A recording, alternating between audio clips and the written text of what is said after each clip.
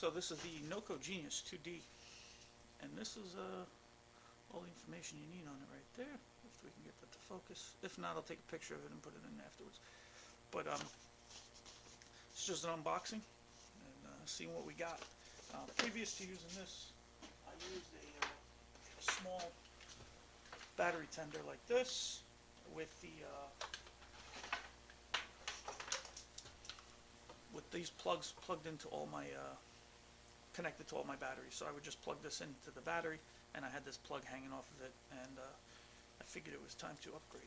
This one also comes with those alligator clamps, but I actually ran over this a couple times, drop it, and it's probably about 15 years old, so I figured I'd still use it, but it was time to get something. And also I got a backhoe, and the backhoe doesn't get used much. I just use it for stuff around the house, and I wanted to mount something that way I could just leave it plugged in all the time and not have to take that out when I need it for something else. So this is how it comes. This is the outside box. Inside box, this is a 3-year warranty on this. I'm hoping to not figure out how good it is. I'd like to find out that I never need it, but that's it. It says for batteries on cars, boats, equipment, and more. Works with most lead acid batteries, and weather resistant on board. It doesn't say waterproof, but I'm guessing that's more for a liability issue. I wouldn't submerge this in water, but I would say it's pretty good. It comes with 3/8 inch eyelets. 1/4 is 24 inches long for that side, 24 inches long for that side, and you can also get extensions that could panel mount if you have an RV or something where you want to have it plugged in outside. So we slide that sleeve off, and then that's what we get. And we'll get some measurements on this and check it out. So take this out first. How do we get this here? This is all wrapped up. It's these little things. Alright. I should have some snips ready for you.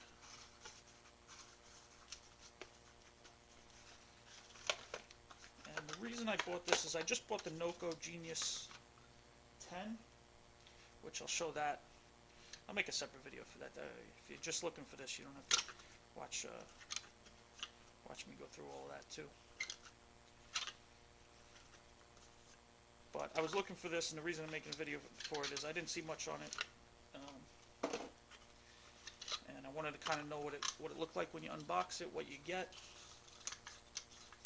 and how well it was packaged. And they did do a good job on packaging. I mean, everything is designed nice. They obviously have a good marketing and design team. Like, all these look pretty good, and it shows that there's probably quality in the product. Alright, so this is actually pretty light. There you go, you got your 2-foot cable there. Let's see if we can pull this off and see how many. I'd imagine it's a regular blade fuse. Let's see. Oh, that's pretty tight.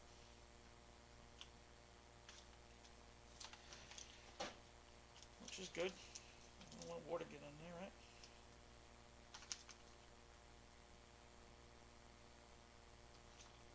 Okay, so it's an ATC fuse, small ATC fuse, 4 amp, and I might have messed that up just a little bit, no big deal. It's going on a tractor, and then a small plug, little protector there, that's good. It's got there's no buttons on this, you just got power, you got an over temperature and an error, and these can either flash together or separately to tell you something, and then you have your indicator. Also in the box is the little mount. You can mount it up against whatever you want. Make sure you don't drill through anything crazy. Alright, and then 2 little sheetrock zip screws, tapered flatheads, and then yeah, that would go like that. But let's plug this in real quick.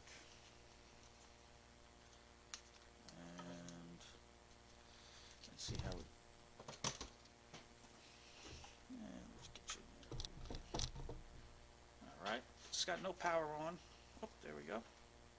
Alright, so we got the power lights on, and I got a battery charging here right now, and I'm just gonna that for you. I'll just hold it up against it. Let's see what we get. Alright, so it's red. And it should go on and off slowly. That means this battery is probably less than 75% full. This is from my mower. Zero turn. Skag. Just see what it has on the voltage there.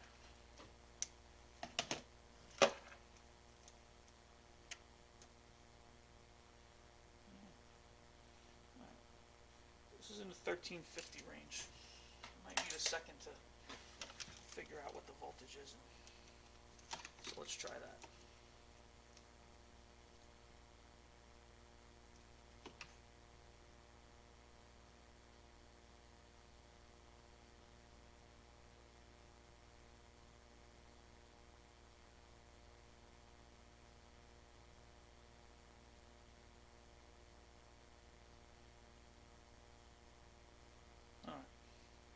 Wait around all day for it, but either way, that's why we got these holes. You essentially just, when you're mounting the battery, set it up like that, unless you have studs. Mount this somewhere. You can't mount this to the battery. Make sure it's not on top of anything, and it's got to be somewhere where it can at least get a little bit of air. You don't want it, covered in insulation and stuff. And then here's your instructions, which the booklet looks kind of thick, but your English pages are only about 3 pages, and then you got Spanish and probably French. Yep, Spanish, French. So really, your last one is okay. So we'll go right here real quick. So your 3-year warranty is no charge with proof of purchase. The warranty period begins the date of the purchase. With no receipt, it begins the date of the serial number. So I usually keep the boxes together, and this was bought on Amazon, so you could always go back on Amazon and look at your receipts, and it works out pretty good with that. There's the rest of your stuff right there. This is your battery size and approximate time to charge. Yeah, 8 amps, 40 amps. All right. So here's your working voltage. 110 to 240 volts AC, all that stuff, 28 watts max, and this will do most batteries. Most of mine are wet. That's what it's going to be. Mine is going to be on a lead acid battery, so that should be good. This says it weighs a ½ pound. It's 5 inches by 2.3 inches. 2.3 inches this way, obviously, and then 1.5 inches this way. So it's pretty compact, and it's very lightweight. If it works out well and I like it, I'll put it on a bunch of my cars and other equipment. There's about 10 batteries to maintain, and then it also in here you have your. You probably can't see this, but it tells you what your LEDs do. Pulsing red is less than 75% charged. That's what it said before. Solid green, 100% charged. Pulsing green is when the battery is between 75 and 100. And then your errors. What's good about this that the battery tender doesn't have is the error LEDs, and that's really kind of what I like. And also the fact that I could mount this to it, and all I got to do is drag a extension cord out to my backhoe for it. So if you got the hot LED, obviously it's outside of its temperature range. Error LED is reverse polarity, which you probably shouldn't be. You should never have that, really. It's one says positive, one says negative. The double alternating flash error in standby is possible battery short, so dry cell, which could happen if the battery burns up, or the battery will not hold a charge. Is a single alternating flash, and then a triple alternating flash. Battery voltage is too high for the selected charge mode, so your battery is overcharged.